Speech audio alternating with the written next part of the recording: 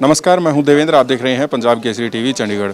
विधानसभा के मानसून सत्र के दूसरा भाग जो है वो ख़त्म हो गया। 2 दिन सेशन चला। काफ़ी हंगामेदार ये सत्र अब की बार रहा है। मेरे साथ हैं निर्दलीय विधायक बलराज कुंडू। आइए उनसे बात करते हैं। जनाब, जिस तरीके से विपक्ष लगातार पहले विरोध कर रहा था कृषि कानूनों को लेकर और हंगामेदार रहा, किस तरीके से देखते हैं आप ये विपक्ष की भूमिका को?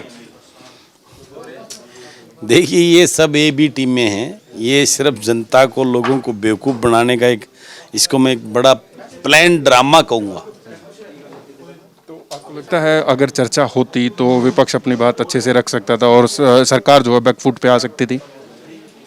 निश्चित रूप से आपने देखा होगा कि अभय सिंह चौटाला जी ने वक्तव्य रखा पूरा, जिसका शायद वो ज़्यादा जवाब नहीं दे पाए। और उसके बाद जो मैंने अपना वक्तव्य रखा था, मुझे काउंटर करने के लिए 2 मंत्री और एक उनके बहुत ही पढ़े लिखे, मैं मानता हूँ अभय सिंह जी जो है यादव साहब, एक बहुत ही वेल क्वालिफाइड और बहुत इंटेलिजेंट साथी मानता हूँ, बड़ा भाई उनको मैं।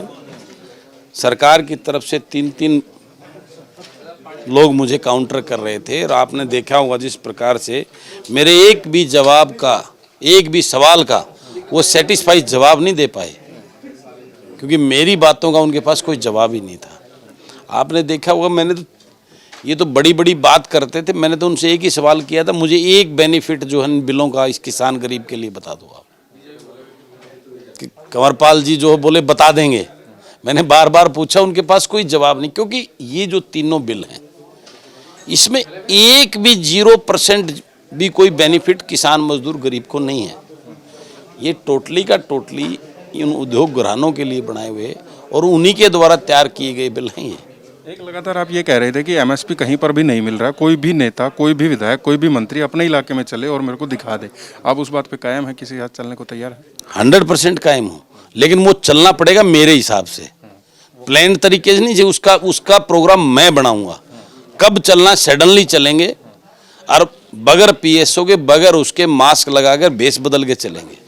जो मर्जी, मैं मुख्यमंत्री को ले जाने को तैयार हूँ इस बात के लिए, उप मुख्यमंत्री को ले जाने के तैयार हूँ, कोई भी प्रदेश का मुख्यमंत्री उसके साथ चलने को तैयार हूँ, प्रदेश के किसी भी विधायक के साथ चलने को तैयार हूँ और उसकी अपनी उनकी कॉन्स्टिट्यूएंसी में चलने को तैयार हूँ। मेरे पास छोड़िए कि मैं किसी और में या अपने महम में लेके जाऊँगा, मैं उनकी विधानसभा में जो मंडी पड़ेगी उसमें लेने को तैयार हूँ, लेकिन वो प्रोग्राम मेरे अनुसार बनेगा। तो इसका इनपुट है आपके पास, आधार है? आधार है, तभी तो मैं बोल रहा हूँ ना, मैं डंके की चोट पे बोल रहा हूं। और आज अभी भी आप बात करो, अभी जो तैयार है मैं बताऊंगा किस दिन लेके चलना है। तो आपको लगता है सरकार झूठ बोल रही है एमएसपी पर?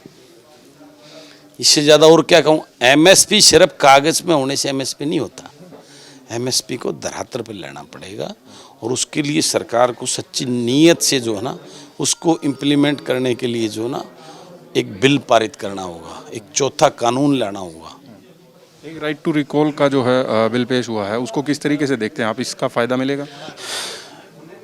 राइट टू रिकॉल सबसे पहले जो है ना एमएलए और एमपी पे होना चाहिए। सरपंच की इकाई बहुत छोटी इकाई होती है,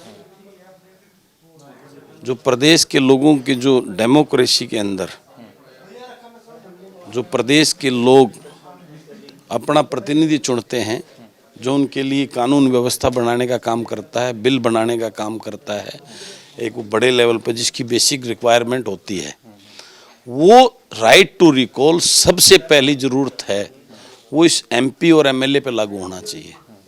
जिस दिन ये वाकई में ईमानदारी से राइट टू रिकॉल रहा, तो प्रदेश का कोई नेता भ्रष्टाचार नहीं कर पाएगा, प्रदेश का कोई नेता झूठ नहीं बोल पाएगा, प्रदेश का कोई भी नेता, कोई भी पार्टी का नेता, मंत्री, एमएलए, एमपी, कोई प्रदेश के लोगों को बरगलार झूठ नहीं बोल सकता उनके सामने, उनके साथ खिलवाड़ नहीं कर सकता। उसको वास्तव में उनका प्रतिनिधि बनकर उनके हकों के लिए लड़ाई लड़नी पड़ेगी, अन्यथा राइट टू रिकॉल वो किसी को 1 साल से ज़्यादा चलने नहीं। जो कोई धोखाधड़ी करके उनके साथ रहेगा, वो राइट टू रिकॉल के तहत उसको उसका रास्ता दिखाने का, उसके घर पे भेजने का काम। ये सबसे पहले लागू अगर होना चाहिए तो ये लोकसभा और विधानसभा पे लागू होना चाहिए, एमएलए एमपी पे लागू होना चाहिए। सरकार का 1 साल का कार्यकाल मनोहर सरकार पार्ट 2 का हो चुका है पूरा। किस तरीके से देखते हैं आप इस 1 साल के कार्यकाल को?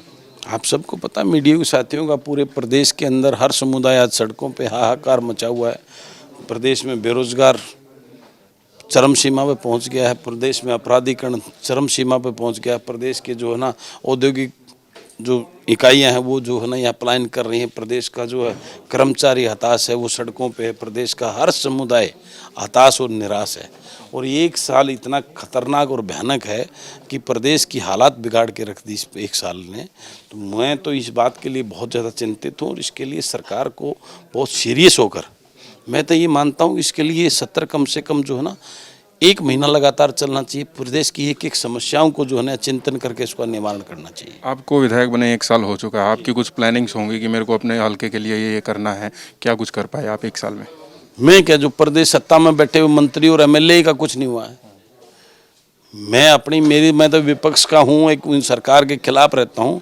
मैं तो आपने आए दिन देखा होगा इस सत्ता पक्ष के जो एमएलए हैं, चाहे वो जींद का एमएलए हो, चाहे ओम प्रकाश मंत्री हो, या अनेक और एमएलए जो हों, असीम गोयल इनका अम्बाड़ा का एमएलए हो, यानी अनेक एमएलए जो सत्ता के और इनके सहयोगी दल के जो एमएलए हैं। टोहाना वाला बबली है, वो चिल्ला रहा है, कोई सुनता नहीं, कोई काम नहीं हो रहे।